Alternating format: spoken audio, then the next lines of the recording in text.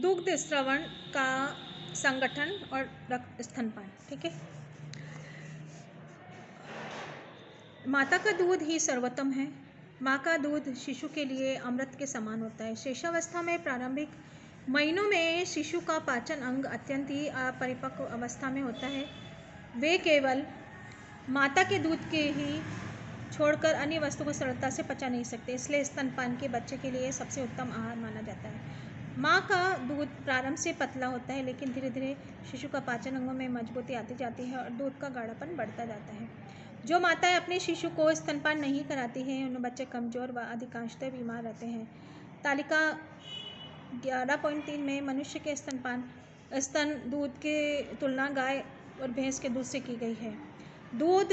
स्तन दूध के अभाव में सामान्यतः शिशु को पिलाए जाते हैं। स्तनपान के क्या क्या लाभ हैं?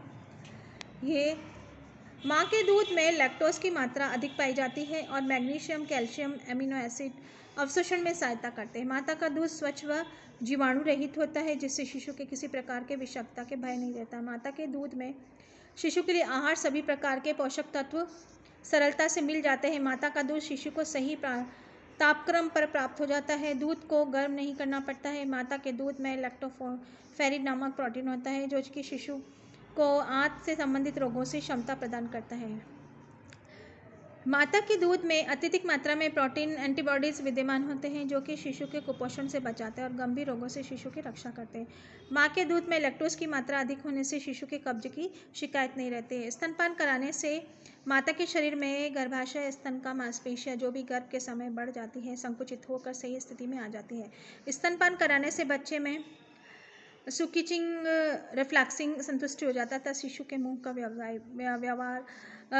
व्यायाम भी हो जाता है, जिससे कि जबड़ों, मुंह और गाल की मांसपेशियों का निर्माण में सहायता करती है। दांत भी सही प्रकार से निकलते हैं। स्तनपान करने से माता की मानसिक तृप्ति होती है, शिशु भी संतुष्टि का अनुभव करता है। इस प्रकार दोनों में भावनात्मक संबंध दृढ़ होता है। स्तनपान से न तो माता के दूध तैयार करना पड़ता है और न ही कोई अतिरिक्त पैसा खर्च करना पड़ता है। इस प्रकार दोनों में भावनात्मक संबंध दृढ़ होते हैं। स्तनपान से मृत्यु दर भी कम होती है। माता के दूध में लवणों और सांद्रता कम, लेकिन शिशु के लिए आवश्यक अनुरूप होने के अतिरिक्त लवणों के उत्सर्जन में अनावश्यक भार शिशु के अपरिपक्व वयस्क पर नहीं पड़ता है। स्तनपान की तैयारी व पर्याप्तता। माता को स्तनपान कराने के पहले बाद में अपने स्तनों को अच्छी तरह से साफ कर लेना चाहिए। जब शिशु माता के स्तनों में चूसता है तो दुग्ध स्रवण ग्रंथि उत्तेजित हो जाती है और अधिक मात्रा में दूध स्रावित करती है। नवजात शिशु के आमाशय इतना छोटा होता है कि बार बार 10 से 12 मिनट में दूध ही लगता है। उम्र बढ़ने के साथ साथ 1 माह में शिशु के आमाशय की क्षमता 100 मिलीलीटर दूध 12 माह में 200 मिलीलीटर दूध तक पहुँच जाता है। इसलिए लगभग आरंभ में शिशु के प्रत्येक 1 घंटे में अंतराल पर दूध पिलाना पड़ता है, जो कि धीरे धीरे घटता बढ़ता है, 2-3 घंटे तक पहुँचता है। दूध पीने की बारंबारता में कमी आ जाती है। स्तनपान के समय, ये आपका प्रश्न बन के आएगा बच्चों। ठीक है, स्तनपान कितने प्रकार का होता है? समय मांग अनुसार, समय अनुसार। स्तनपान का समय 2 प्रकार से निर्धारित किया गया है, मांग के आधार पर और समय के आधार पर। मांग स्तनपान से तात्पर्य शिशु की मांग अर्थात रोने पर उससे स्तनपान कराना। जब भी शिशु रोता है उसे स्तनपान करा दिया जाता है। ऐसी कठिनाइयाँ तब आती है जब शिशु के मुख अतिरिक्त किसी के कारण से कान दर्द, पेट दर्द, गीला बिस्तर होने के कारण शिशु रोता है, माँ को पता नहीं चलता है। समयानुसार स्तनपान शिशु के लिए घड़ी के अनुसार समय समय पर स्तनपान कराया जाता है। समयानुसार मांग के अनुसार दूध पिलाने पर शिशु कुछ दिनों में स्वयं को अपने दूध का समय अंतराल निश्चित कर लेता है। स्तनपान की विधि। माता के स्तनपान कराने से पूर्व बाद में स्तनों को अच्छी तरह साफ कर लेना चाहिए। माता को सदैव बैठकर दूध पिलाना चाहिए। शिशु के सिर धड़ से थोड़ा सा दूर रखना चाहिए। शिशु को हमेशा आराम की अवस्था में चिंता मुक्त दूध पिलाना चाहिए, जिससे दूध का स्रावण अधिक होता है। स्तनपान से जुजुक के अतिरिक्त आसपास के पूर्व क्षेत्र में मुख में देना चाहिए, जिससे शिशु को चूसने की प्रक्रिया पूर्ण दबाव स्तनों पर पड़े। ठीक है। स्तनपान के